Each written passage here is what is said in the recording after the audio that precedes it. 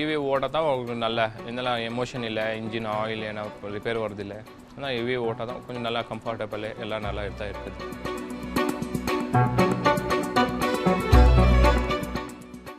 Suddenly your business becomes viable or unviable because there's so much of fluctuation, there's so much of volatility. That's one point. Then second is the associated pollution, etc., that it brings alongside. So with EVs, we do away with all of this.